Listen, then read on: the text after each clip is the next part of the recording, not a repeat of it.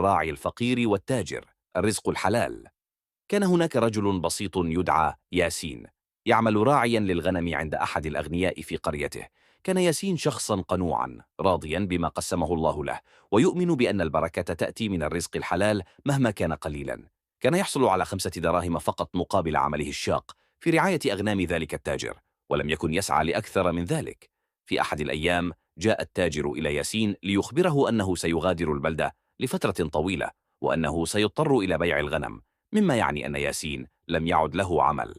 شعر التاجر بالامتنان لعمل ياسين الدؤوب طوال تلك السنوات، وقرر أن يكافئه بمبلغ كبير من المال تعويضا له. لكن ياسين بنزاهته وحسن خلقه شكر التاجر على عرضه الكريم، واعتذر عن قبوله للمال. كان مؤمنا بأن هذا المال لم يكن من حقه، وفضل أن يأخذ أجره المعتاد البسيط، ال5 دراهم التي كان يحصل عليها كل يوم، والتي يرى فيها بركة الله. تعجب التاجر من موقف ياسين، لكنه أعطاه ال5 دراهم كالمعتاد. أخذ ياسين الدراهم وذهب إلى بيته محتفظا بها لأوقات الحاجة. بعد فترة جاء تاجر كبير إلى البلدة ليبيع بضاعته، فتجمع الناس لشراء احتياجاتهم. حضر ياسين مع الآخرين، لكنه لم يكن يمتلك سوى ال5 دراهم، فاقترب من التاجر وسأله ماذا يمكنه أن يشتري بهذا المبلغ البسيط. نظر التاجر إلى الدراهم الصغيرة بسخرية، وضحك قائلا: ب5 دراهم فقط؟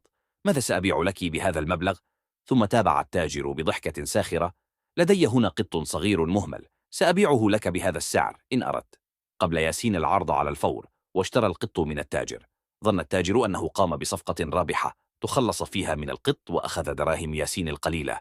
رحل التاجر الكبير بعد فترة لإتمام أعماله في مناطق بعيدة، وفي طريق عودته مر بإحدى القرى النائية، حيث قرر أن يستريح لبعض الوقت. خلال تواجده هناك لاحظ أهل القرية القط الذي معه، فبادروا بطلب شرائه منه. شعر التاجر بالدهشة وسألهم عن سبب إصرارهم.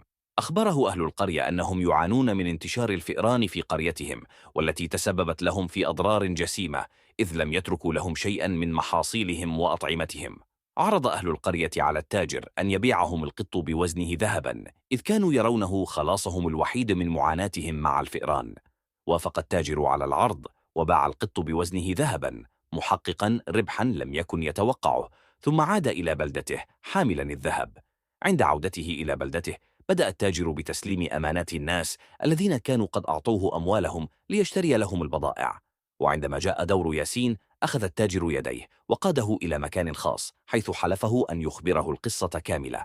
بعد أن سمع ياسين القصة ابتسم التاجر وأخرج الذهب الذي كسبه من بيع القط وقال: يا ياسين، إن الله قد وضع البركة في رزقك الحلال، لأنك رضيت بما قسمه الله لك، ولم تسع لشيء ليس لك. هذه المكافأة من حقك، فقد كانت قناعتك وصبرك هما السبب في حصولي على هذا الربح غير المتوقع.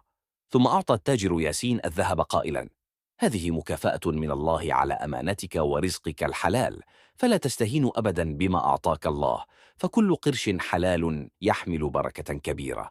تعلم ياسين أن الرزق الحلال مهما كان قليلا يحمل بركة لا تقدر بثمن، وأن الله يعوض من يرضى بما كتب له ويرزقه من حيث لا يحتسب.